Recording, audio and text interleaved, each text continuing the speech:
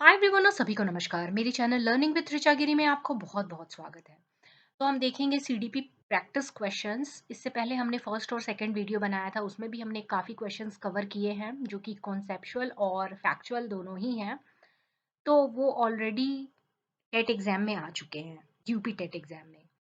तो ये सारे क्वेश्चंस जो भी अभी मैं करवाऊंगी काफ़ी इम्पॉर्टेंट हैं और एग्जाम्स में आने की संभावना है। जो आने वाला यूपी टेट है या फिर कोई और टेट, सी टेट या जो भी टीचिंग एग्ज़ाम्स हैं, इसे देखने के बाद आपको बहुत हेल्प मिलेगी और इससे रिलेटेड या इससे थोड़े से मिलते-जुलते भी क्वेश्चन आएँगे तो आप ईज़िली सॉल्व कर पाओगे विथ 100% एक्यूरेसी। अगर वीडियो अच्छा लगे तो इसे लाइक कीजिएगा, इसे शेयर कीजिएगा एज़ मच एज़ पॉसिबल और प्लीज़ सब्सक्राइब करें विथ अ बेल आइकन। देखते हैं। तो हम यहाँ पे फर्स्ट क्वेश्चन देखते हैं। The first step of problem solving is, समस्या समाधान का प्रथम चरण क्या है? परिकल्पना का निर्माण, समस्या की पहचान, आंकड़ा संग्रहण, परिकल्पना का परीक्षण।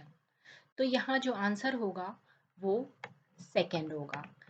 इसका हम थोड़ा सा देख लेते हैं कि प्रॉब्लम सॉल्विंग होता क्या है और उसमें कितने स्टेप्स होते हैं, ताकि अगर कोई और स्टेप के बारे में पूछे या इससे रिलेटेड कुछ और पूछे तो हम समझ सकें।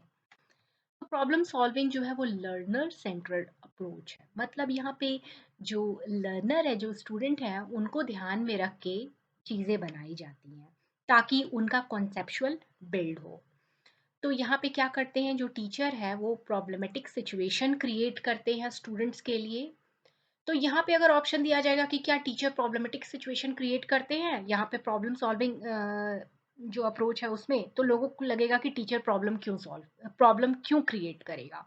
लेकिन यहाँ पे टीचर प्रॉब्लम क्रिएट कर रहा है क्योंकि वो स्टूडेंट्स को वैसा सिचुएशन दे रहा है और उसको असिस्ट कर रहा है कि वो प्रॉब्लम को ध्यान से समझें, उसे डिफाइन करें और प्रॉब्लम जो है वो फियर फ्री इन्वायरमेंट में सॉल्व किया जा सके स्टूडेंट के द्वारा। यहाँ पे टीचर असिस्ट करेगा केवल स्टूडेंट को और स्टूडेंट को प्रॉब्लम सॉल्व करने की कोशिश करनी है। जो प्रॉब्लम सॉल्विंग में स्टेप्स हैं वो हैं, पहला आइडेंटिफिकेशन ऑफ प्रॉब्लम, प्रॉब्लम को समझना, आइडेंटिफाई करना कि ये प्रॉब्लम है। फिर डेटा को एक्यूमुलेट करना, डेटा को गैदर करना, कलेक्ट करना।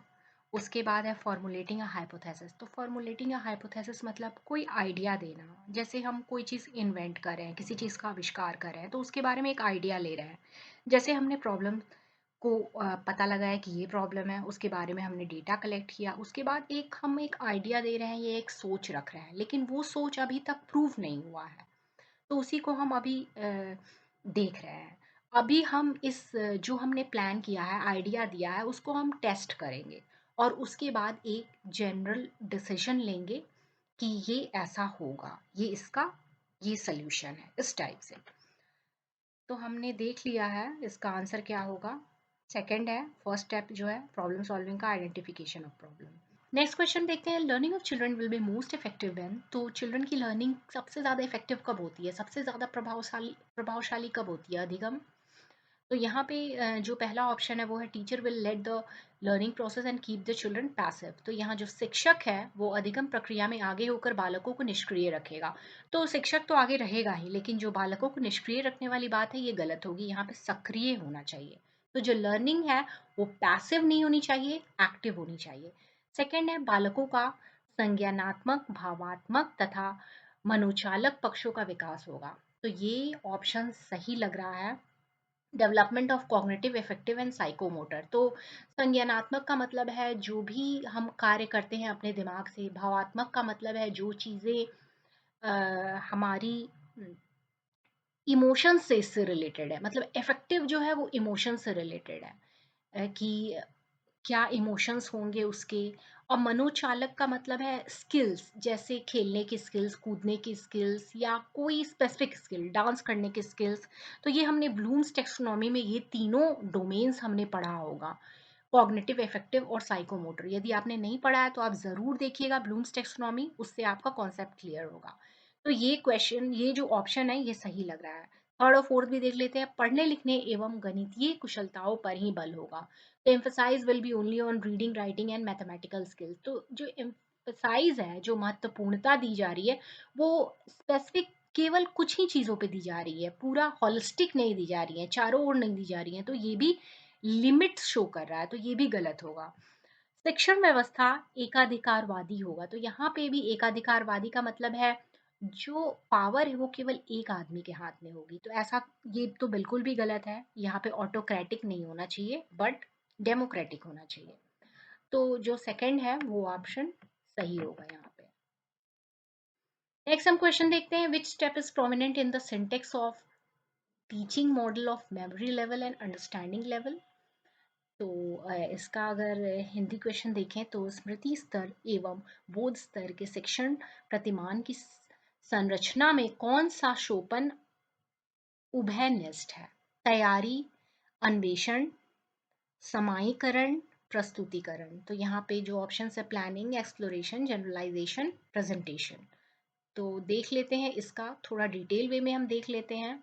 तो जो टीचिंग लर्निंग की प्रक्रिया होती है उसमें 3 लेवल्स होते हैं। एक तो मेमोरी लेवल, दूसरा है अंडरस्टैंडिंग लेवल, तीसरा है रिफ्लेक्टिव लेवल। तो मेमोरी लेवल पे क्या होता है, जैसे आप बच्चे होंगे तो कोई भी चीज़ हम समझते नहीं है, याद कर लेते हैं। जैसे पोएम्स को आप समझ लीजिए कि कोई भी पोएम हम याद कर लेते हैं, चिड़िया चींची करती है, बच्चों से भी डरती है, और इसका हमें मतलब नहीं पता होता है। फिर थोड़े और बड़े होते हैं तो अंडरस्टैंडिंग लेवल पे पहुंचते हैं और फिर हम चीज़ों को समझते हैं कि जो हम पढ़ रहे हैं उसका मीनिंग क्या है। और उसके बाद उस चीज़ों को हम उन चीज़ों पे रिफ्लेक्ट करते हैं, मतलब उनमें हम समझते हैं कि अच्छा ये प्रॉब्लम सॉल्व इससे ऐसे किया जा सकता है, तो हम क्रिटिकल थिंकिंग अपनी अप्लाई करते हैं और प्रॉब्लम सॉल्विंग करते हैं, डिसीजन मेकिंग का काम करते हैं। तो ये होता है टीचिंग लर्निंग में 3 लेवल्स। और जो प्रेजेंटेशन स्टेप है वो प्रोमिनेंट होता है syntax of teaching model of memory level and understanding level में। The most important step as it gives the major status to the subject level. तो जो प्रेजेंटेशन स्टेप है इसमें क्या होता है, यही प्रोमिनेंट स्टेप है। जो इसका आंसर होगा वो होगा फोर्थ, प्रेजेंटेशन। तो यही है prominent step in the syntax of teaching model of memory level and understanding level। तो यहाँ पे प्रेजेंटेशन में क्या होता है कि टीचर नए नॉलेज को बताता है, लर्नर के सामने दिखाता है कि ये नई चीज़ें हैं, और फिर जो बच्चों में प्रीवियस नॉलेज होते हैं, पहले के जो ज्ञान होते हैं, उसको नए नॉलेज के साथ सामंजस्य बिठाता है कि पहले का ऐसा है और अभी का ऐसा है। जैसे फर्स्ट क्लास में बच्चा पढ़ेगा कि जो प्लांट्स हैं उसमें लीव्स होते हैं, उसमें स्टेम होते हैं, रूट्स होते हैं, एटसेट्रा। और फिर जब सेकंड क्लास में होगा तो चैप्टर अगर प्लांट पे होगा तो उसमें सभी चीज़ों का फंक्शन दिखाया जाएगा कि ये लीव्स के ये फंक्शन है, कि लीव्स जो है वो फोटोसिंथेसिस का काम करता है, वो किचन ऑफ द प्लांट होता है, वहाँ पे खाना बनते हैं। तो पहले वो बच्चों से पूछेगा कि लीव्स क्या है, ऊपर शूट वाले पोर्शन में आएंगे या रूट वाले पोर्शन में, फिर सेकंड क्लास वाले को कनेक्ट करने का कोशिश करेगा। तो ये हो गया प्रीवियस नॉलेज और नए नॉलेज को कनेक्ट करना। फिर है यहाँ जो टीचर है वो टॉपिक को अच्छे से प्रेजेंट करता है स्टूडेंट को, ताकि जो स्टूडेंट है उन चीज़ों को इंटरनलाइज करे, अपने अंदर ले और अच्छे से समझे।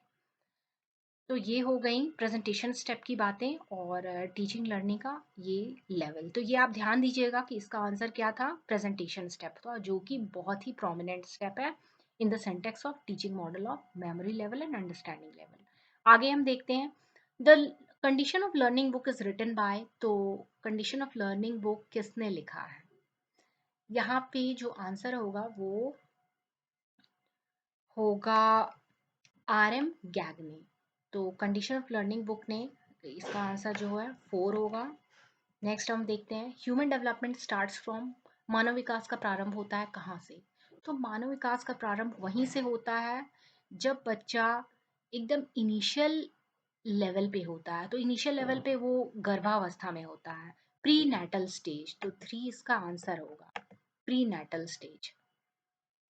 नेक्स्ट हम देखते हैं किशोरावस्था बड़े संघर्ष, तनाव, हमला व विरोध का अवस्था है। यह कथन किसका है? Adolescence is the period of great stress, strain, storm and strike is a statement of.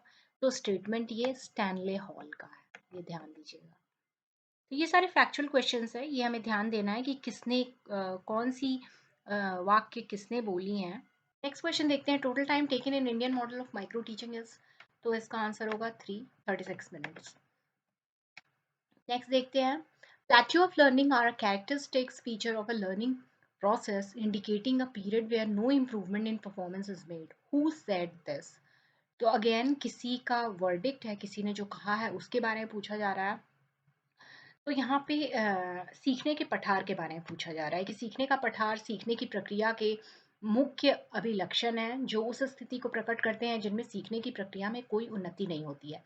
तो यहाँ पे दो बात है समझने के लिए, एक तो आप आंसर जान जाएंगे, लेकिन अगर आपको अगले एग्जाम के लिए तैयारी करनी है तो ये भी ज़रूरी है कि ये प्लेट्यू ऑफ लर्निंग है क्या, सीखने का पठार है क्या। तो यहाँ पे साफ साफ बता रहा है कि सीखने का पठार वो है, वो स्थिति है जहाँ सीखने की प्रक्रिया में कोई उन्नति नहीं होती है। प्लेट्यूज जो है वो पैटर्न ऑफ डेवलपमेंट में दिखता है। इसका मतलब है कि कोई भी इम्प्रूवमेंट नहीं है लर्निंग में।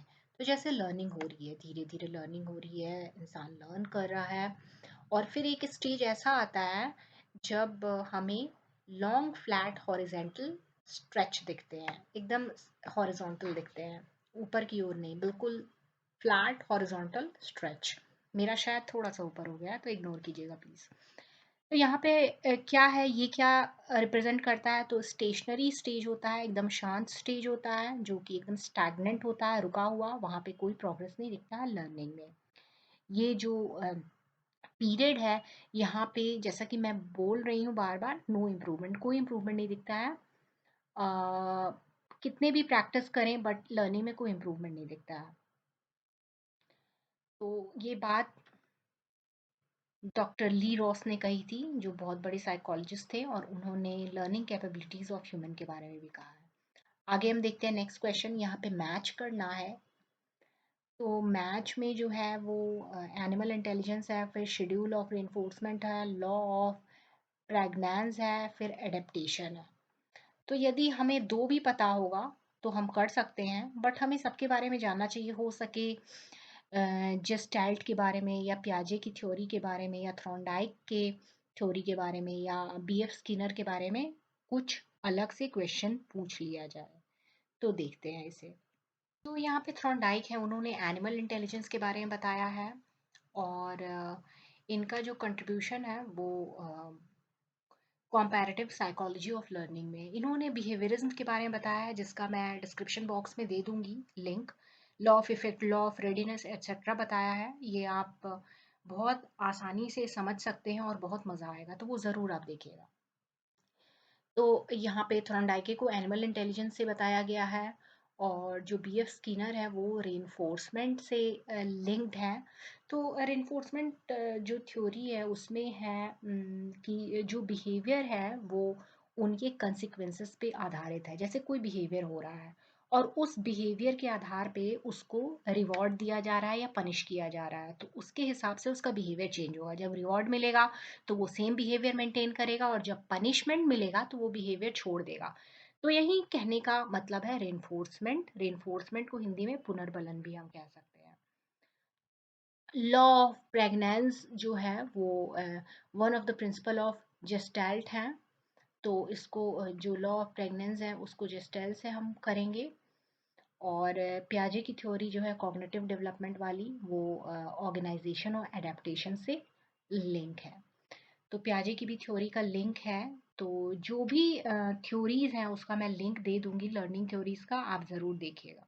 नेक्स्ट हम क्वेश्चन देखते हैं, who whom of the following has not promoted the learning theory? तो किन्होंने लर्निंग थ्योरी नहीं दिया है?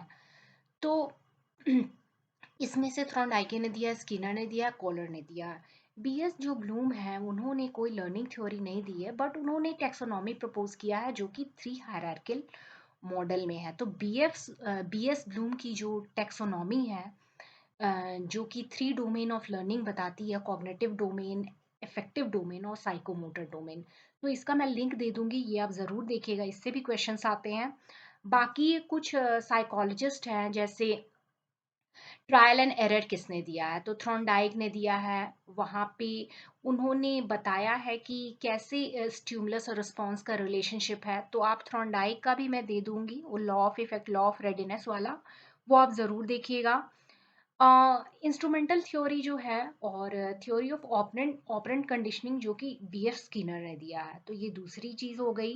जो इनसाइड थ्योरी ऑफ लर्निंग है वो कोलर ने दिया है। तो यहाँ पे ये कहते हैं कि कोई भी प्रॉब्लम आता है उसका सडन सोल्यूशन होता है, कभी कभी सडन होता है। तो वो सोल्यूशन जो है किसी बिहेवियर या किसी ऑब्जर्वेशन पे नहीं आता है, अचानक से वो सोल्यूशन आ जाता है। तो उसको इन्होंने इनसाइड थ्योरी ऑफ लर्निंग का नाम दिया है, जो कि कोलर ने दिया है। सोशियो कल्चर थ्योरी ये लेव वाइगोत्स्की ने दिया है। तो लेव वाइगोत्स्की, इनका भी मैं लिंक दे दूंगी। क्लासिकल कंडीशनिंग थ्योरी जो है वो इवान पावलोव ने दिया है। तो जितनी भी लर्निंग थ्योरीज है प्लस बीएफ ब्लूम्स का जो टेक्सोनॉमी है वो मैं सब दे दूंगी, वो जरूर देखिएगा। तो मैंने बस आपकी अंडरस्टैंडिंग के लिए कहा है कि आपको कोई भी एग्जाम में किसी प्रकार का कोई प्रॉब्लम नहीं होगा। आपका कॉन्सेप्ट जब क्लियर रहेगा तो कोई भी क्वेश्चन आप कर सकते हैं आसानी से। Meaning of stagnation in education है क्या है? तो जब शिक्षा में अवरोधन का तात्पर्य क्या है? स्टैग्नेशन मतलब अवरोधन, एक रुकावट सा। तो जब किसी बालक का 1 वर्ष से अधिक समय तक एक ही कक्षा में रहना, ये सही है। मीनिंग ऑफ स्टैग्नेशन जैसे इसे हम कह सकते हैं फेल होना। जैसे कोई बच्चा है, वन में पढ़ रहा है, वो 2 क्लास में प्रमोट उसको नहीं किया जा रहा है। तो पहले कैसे होता था ये? पहले होता था कि अंक कम आते थे, मिनिमम क्वालिफाइंग मार्क्स नहीं लाता था तो वो 1 में ही रह जाता था। लेकिन अब ये चीज़ बंद कर दी गई है। अब बच्चा प्रमोट तब नहीं होता है जब वो मिनिमम नंबर ऑफ अटेंडेंस नहीं देता है क्लास में। मतलब क्लास में अगर फिक्स नंबर ऑफ डेज नहीं जाएगा स्कूल तो वो फेल किया जाएगा। तो अब ये नियम बदल गया है। पहले अंकों के आधार पे था, लेकिन अब स्कूल आने न जाने के आधार पे है। तो इसका आंसर जो है 1 होगा। वैसे ये सारे ऑप्शंस देख लेते हैं। Not going to school by child ये नहीं है। Taking not admission in school by child, leave the school by child, तो हमने ऑलरेडी डिस्कस कर लिया 1।